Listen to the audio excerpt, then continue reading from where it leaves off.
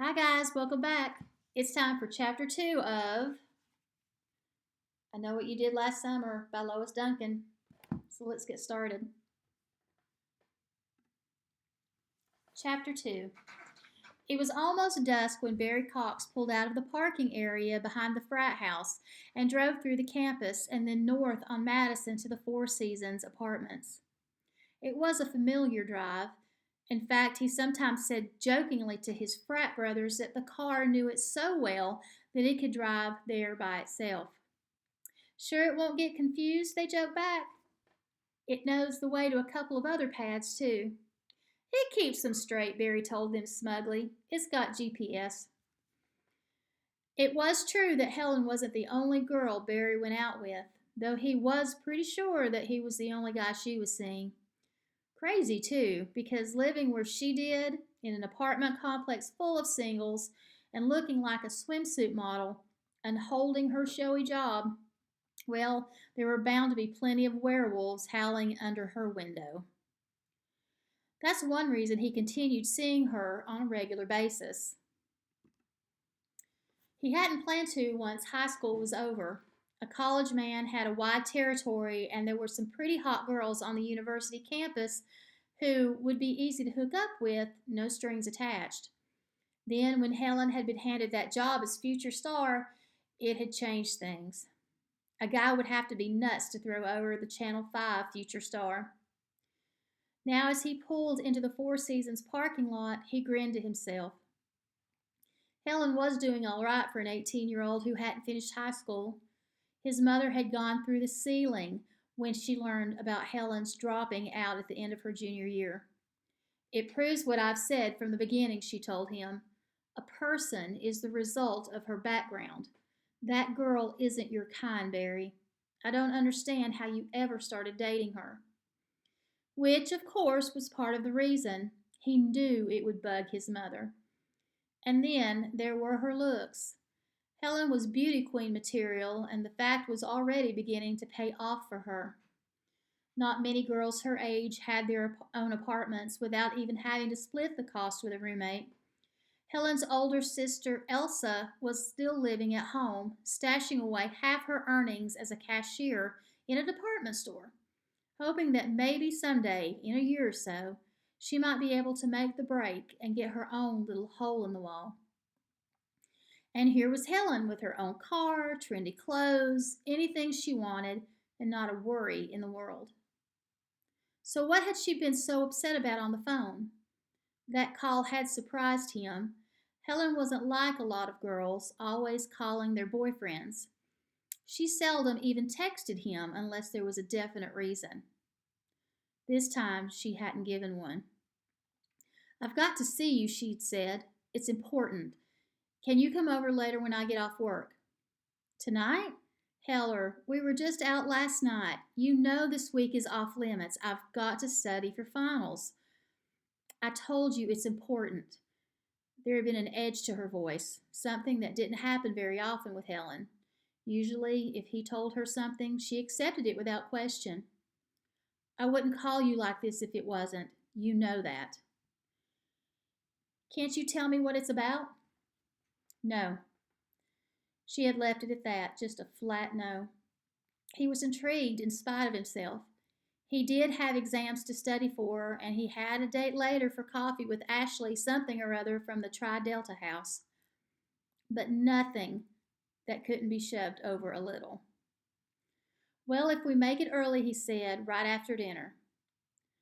That's fine, the earlier the better. She hadn't asked him to eat with her, and he was fine with that. Those domestic evenings with Helen running around serving pot roast by candlelight were rough to handle. He knew what she was aiming for, and it wasn't what he was aiming for, and the whole game was making him jittery. I'm calling from the studio, she said. I've got a webcast to do in a couple of minutes. I'll see you around 7, okay? Okay, Barry said. The conversation had left him curious. So curious, in fact, that he hadn't bothered to go to the dining hall for dinner. He had just stopped at a Wendy's and picked up a couple of burgers and a Frosty. Now here it was, barely past 6:30, and he was climbing out of his car and starting up the walk that led past the pool to the steps to the second level apartments. The pool and the area around it were crowded. The spring evening was still pretty cool, but the pool itself was heated, and there were some polar bear types splashing around and plenty of pretty girls sitting high and dry in the deck chairs, taking the first opportunity of the season to show off their figures in bikinis. For a moment he stopped, just enjoying the view, a little surprised that Helen wasn't among them. She had a figure that was better than most of them, and she wasn't one who minded displaying it.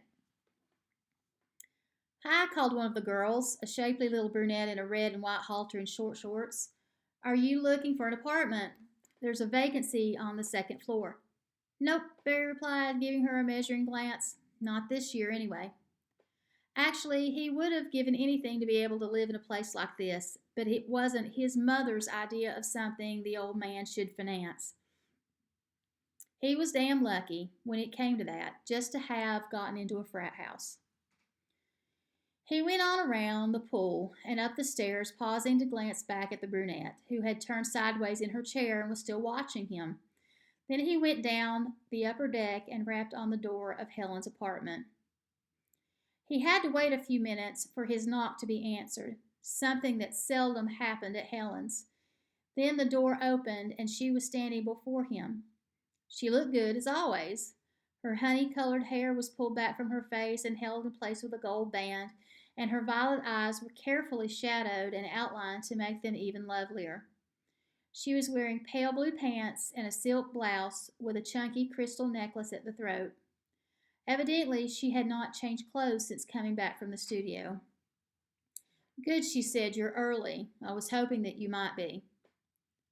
"I'm glad I didn't disappoint you." Something was wrong, Barry decided. Something was decidedly strange. This wasn't the way he was usually greeted. "What's up, anyway?" Come on in," Helen said. "We can't talk here." He stepped through the doorway and knew instinctively that someone else was in the apartment. He glanced at Helen questioningly. "Who's here?"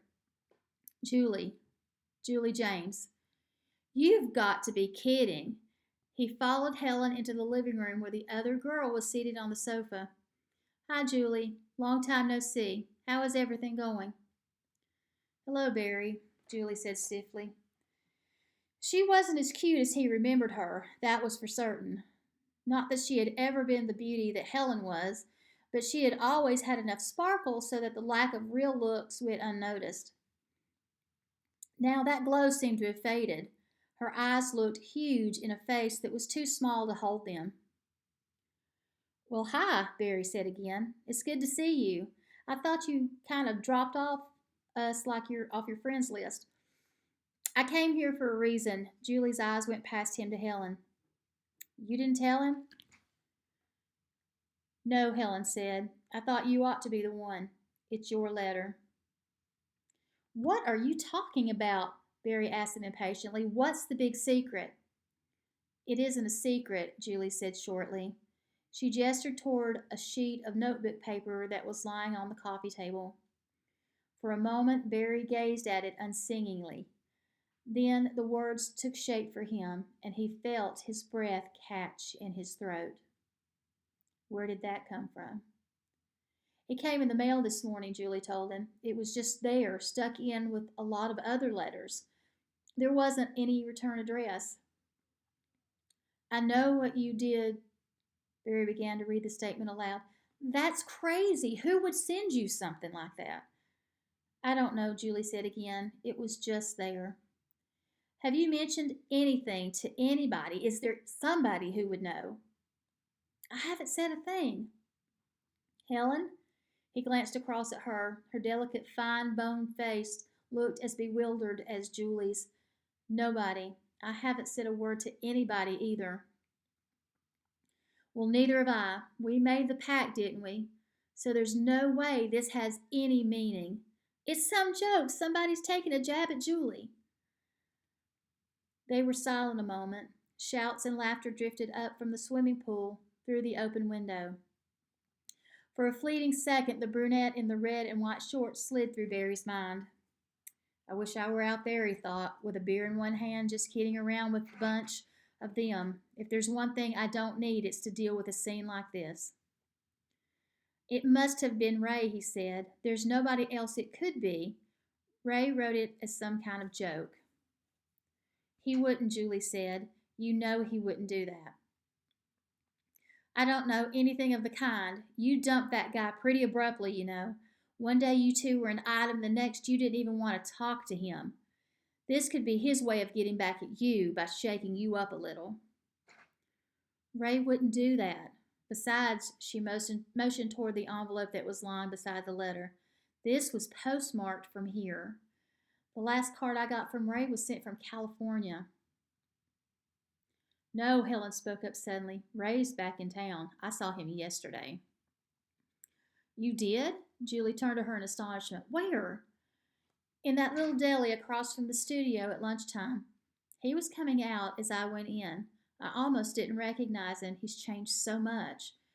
He's real tan now and he's grown a beard. Then I looked back and he was looking back too, and it was definitely Ray. He held up his hand and kind of waved to me. Then that's who it must be, Barry said. Of all the sick tricks, the guy must have gone over the edge. I don't believe it, Julie said decidedly. I know Ray better than either of you, and he wouldn't do a thing like that. He felt worse than any of us when it happened. He wouldn't make a joke of this anyway. I don't think he would either, agreed Helen. She reached over and turned the paper so that she could see it better. Is there any other way someone could have found out? Maybe by tracing the car. Not a chance, Barry said. Ray and I spent a whole day hammering the dent out of that fender. Then we painted the car and got rid of it the next weekend. Julie, are you sure that you haven't said anything? Helen asked her. I know how close you are to your mother. I told you I didn't, Julie said. And if I did tell Mom, do you think she'd mail me something like this? No, Helen admitted. It's just that there doesn't seem to be any answers besides that. If none of us told, if it wasn't the car, did it ever occur to the two of you, Barry broke in, that this note might be something else entirely? About something else? Julie repeated blankly. It doesn't actually say anything, does it? It says I know what you did. So, last summer was 3 months long. You know that. You probably did plenty of things. You know what that means. No, I don't, and neither do you. Maybe the person who wrote it doesn't know either. Maybe it's a crank joke. Maybe, you know how kids are sometimes, making crank calls and writing notes to people and sending spam. So some kids decide to play a prank. He writes a dozen of these and sends them to strangers right out of the phone book. Do you think there's a person in the world who, getting a message like this, couldn't look back and think of something he did last summer that he wasn't proud of? Julie digested the argument in silence. Then she said, but we have an unlisted phone number. Well, then he found you some other way. Maybe it's a nerd from school, has a thing for you, and wants to get a reaction, or some guy you pissed off because you wouldn't go out with him, or the kid who packs bags at the grocery store. There are plenty of creeps in the world who get their kicks out of getting girls all shook up. Barry's right about that, Julie. There was relief in Helen's voice. I've known some people like that myself. You wouldn't believe the phone calls you get when you work on television. There was one guy who used to call me and he wouldn't say a word. He'd just breathe. I was ready to go out of my mind. I'd answer the phone thinking maybe it was Barry, and there would just be the heavy breathing in my ear. Well, Julie said slowly, I suppose that's possible. I never thought about something like that. If the thing last summer hadn't happened, if you'd gotten this note and there wasn't something that came straight into your mind, you'd have thought about it, wouldn't you? Maybe. Yes, I guess I would have. She drew a long breath. Do you really think that's it? It's just somebody's idea of a joke? Sure, Barry told her firmly. What else could it be? Look, if somebody did know something, he wouldn't be writing silly notes, would he? He'd go to the police. And it wouldn't be now, Helen said. It would have been back last July when the thing actually happened. Why would anybody wait 10 months to react? I don't know, Julie said. When you put it that way, doesn't sound likely. It isn't likely, Barry said. You've got yourself all tied up in knots over nothing. And Heller, you're just as bad calling me like that. You had me thinking something awful had happened. I'm sorry, Helen said contritely. Julie called me about it this afternoon and I reacted the same way she did. We just both panicked. Well, unpanic, Barry told her. He got to his feet. Helen's lovely apartment, which always before had seemed so spacious and luxurious, was suddenly, unbearably suffocating. I've got to get going. Why don't you stay a while? Helen suggested. I've got a whole hour and a half before I have to leave for the studio. That's an hour and a half that I don't have. I told you this week was a closed week and I have to study. He turned to Julie. Do you need a ride? I can drop you off at your house on the way back to campus. No thanks, Julie said. I don't need a ride. I've got Mom's car. Don't you want to stay, Julie? Helen asked her. We haven't talked for ages. There must be lots for us to catch up on. Another time, okay? I've got a date picking me up at 8. Take it easy then, Barry said. It was good seeing you. He turned back to Helen. I'll be seeing you, Heller. Do you want to plan on doing something Monday? Helen suggested. It's Memorial Day and usually meaning a party of some kind around this place. It depends on how much studying I get done over the weekend. I'll call you, I promise. She started to get up to walk him to the door, but he waved her back down. The last thing he felt like after this was an affectionate farewell scene with Julie as an audience. He let himself out, leaving the two girls together, and went down the steps and back along the side of the pool. The underwater lights were on now, and the crowd of exhibitionists had thinned down a little. The perpetual party that had always started around the pool on Friday evenings had broken, as it generally did, into several smaller parties, most of which had been moved upstairs into private apartments. Gaslights flickered along the walkway, and the greenery in the planters rustled slightly in the faint evening breeze. Barry got into his car and turned the key in his ignition. Somewhere in the parking lot, another engine came to life. Sitting quiet, Barry let the motor idle. There was no movement that he could see among the rows of parked cars. Coincidence, Barry told himself impatiently. I'm as uptight as those crazy girls. He flicked on the headlights, threw the car into gear, and pulled out of the lot onto Madison Avenue. He drove slowly back to the campus, glancing occasionally into the rearview mirror. There were lights behind him, but it was early on a weekend evening, a time when streets were always busy with traffic. When he turned onto Campus Drive, the car behind him turned as well. But when he slowed and pulled over to the curb, it went on past him without hesitation and disappeared around a curve at the end of the street. Crazy, Barry repeated to himself. Why should I suddenly start thinking people are following me just because Julie James pushes a panic button? Like I told her, there are all kinds of creeps in the world.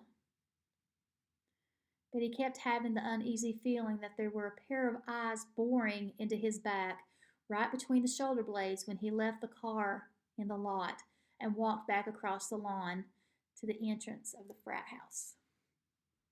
Okay, there goes chapter 2. I hope you enjoyed it. I'll see you for chapter 3. Bye.